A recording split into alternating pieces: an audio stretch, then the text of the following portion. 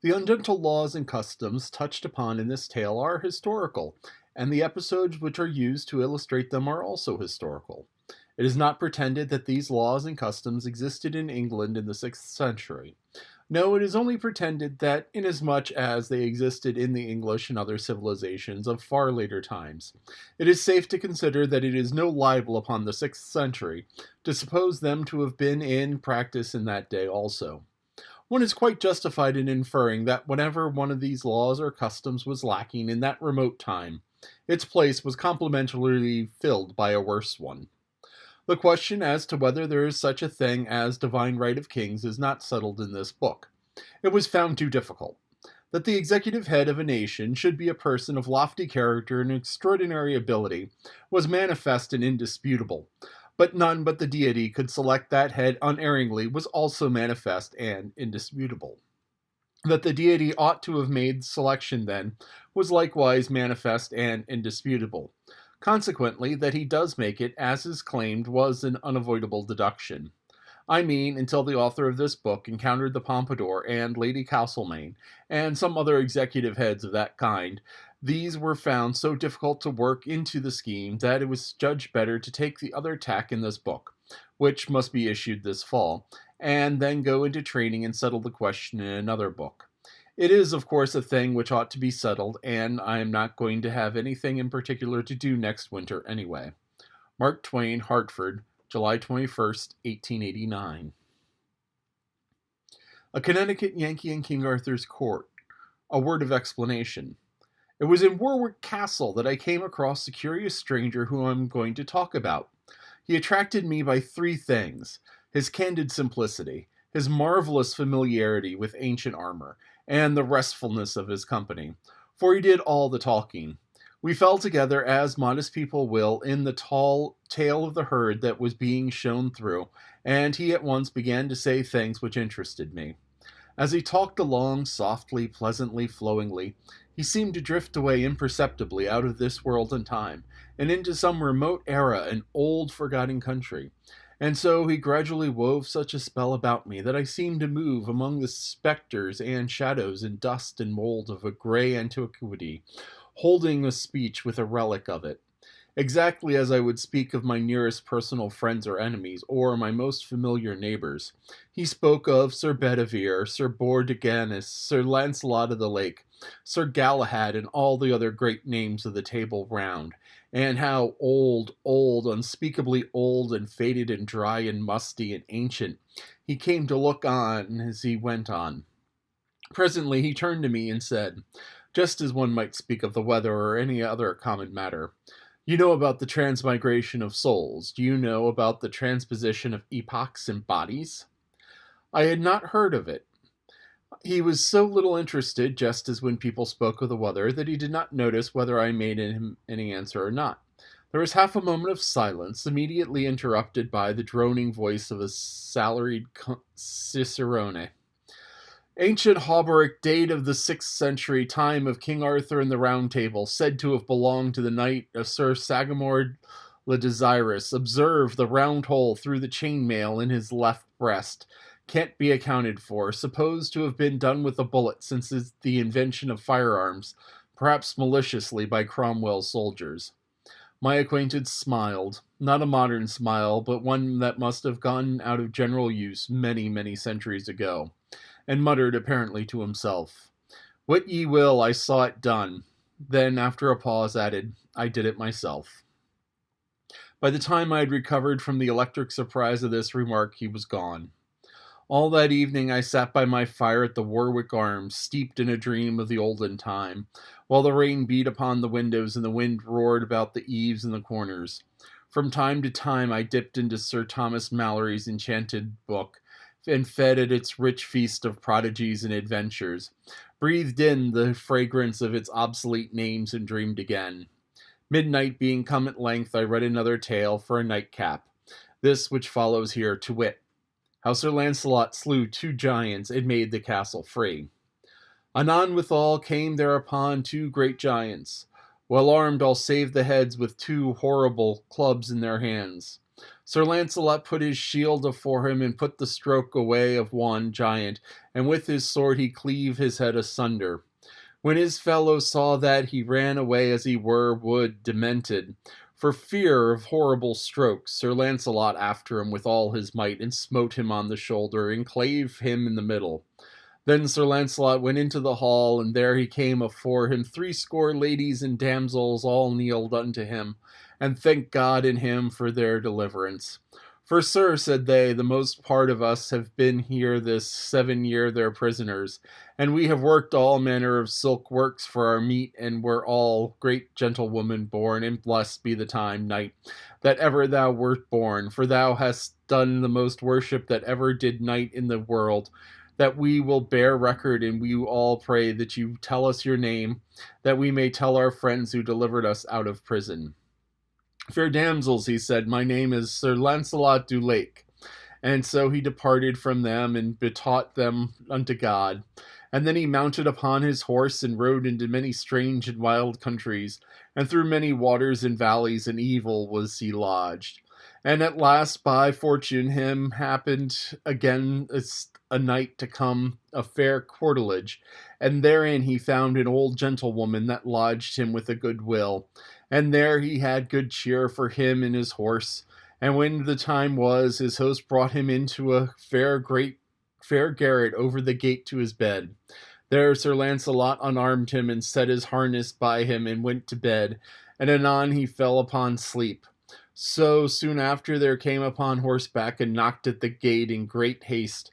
And when Sir Lancelot heard this, he rose up and looked out the window, and saw by the moonlight 3 knights come riding after that one man, and all 3 lashed on him at once with swords, and that one knight turned on them and knightly again, and defended him. Truly, said Sir Lancelot, yonder one knight shall I help, for it were shame for me to see 3 knights on one, and if he be slain I am partner of his death. And therewith he took his harness, and went out to window by a sheet down the 4 knights, and then Sir Lancelot said on his high, Turn you knights unto me, and leave your fighting with that knight. And then all 3 left Sir Kay, and turned on to Sir Lancelot. And the 3 began great battle, for they alight all 3, and strike many strokes at Sir Lancelot, and assailed him on every side. Then Sir Kay dressed for to have help in Sir Lancelot. Nay, sir, said he, I will none of your help. Therefore, as ye will have my help, let me alone with them. Sir Kay, for the pleasure of the knight, suffered him for his will, and so stood aside. And then anon, with 6 strokes, Sir Lancelot had stricken them to the earth. And then they all 3 cried, Sir Knight, we yield unto as a man of might matchless.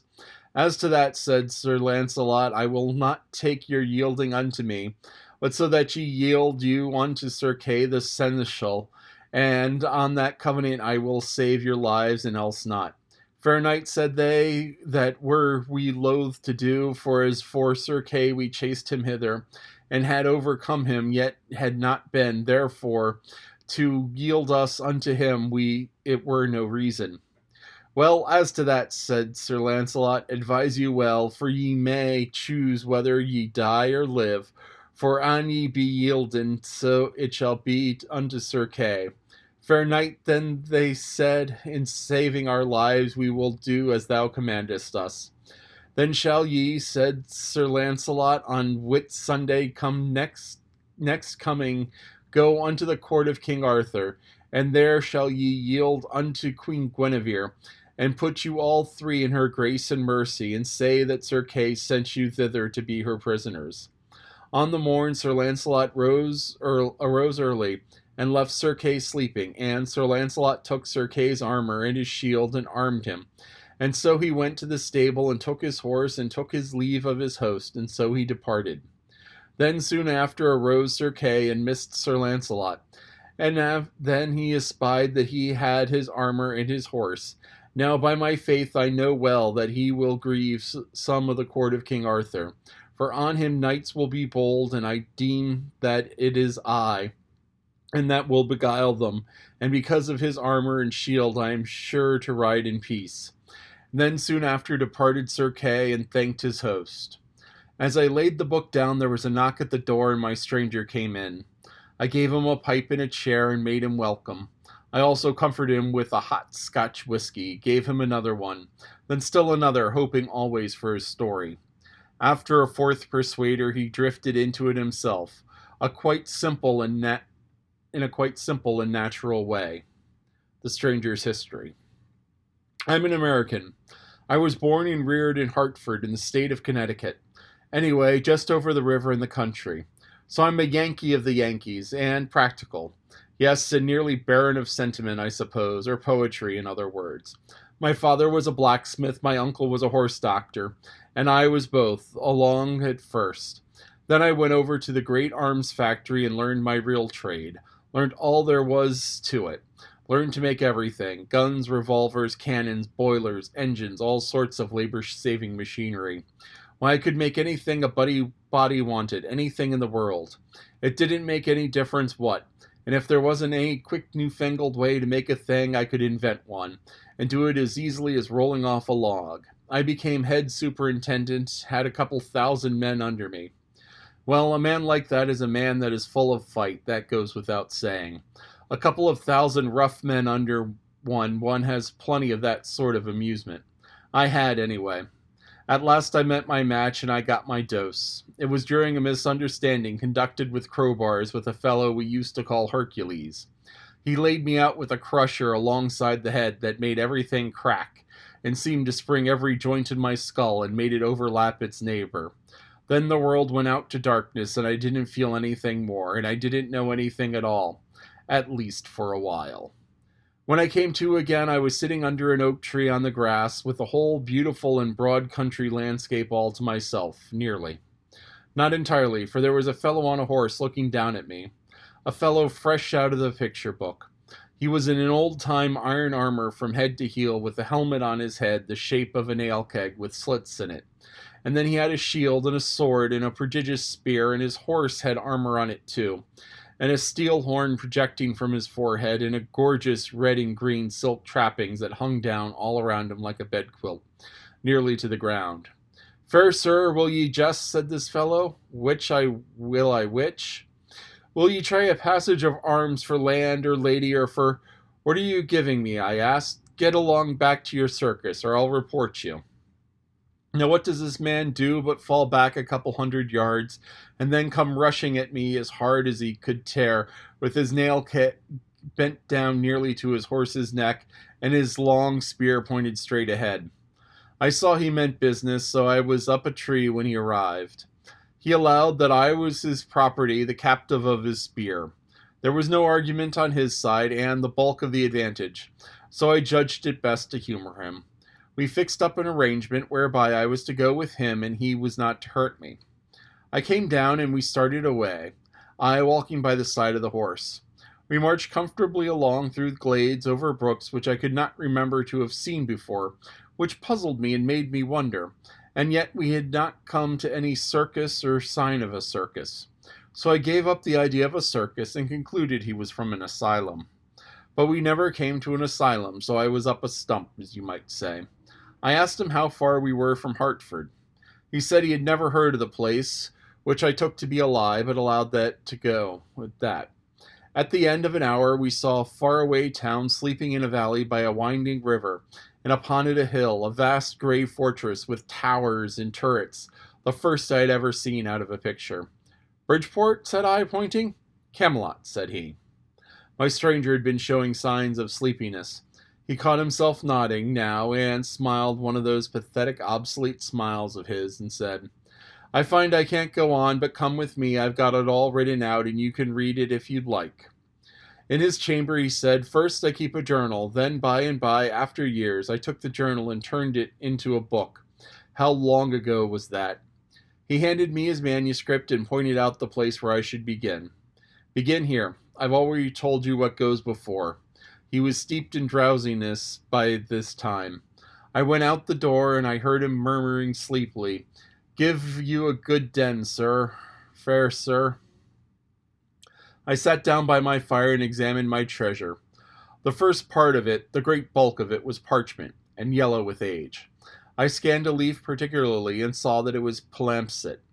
Under the old, dim writing of the Yankee historian appeared traces of a penmanship which was older and dimmer still. Latin words and sentences, fragments from old monkish legends, evidently. I turned to the place indicated by my stranger and began to read as follows.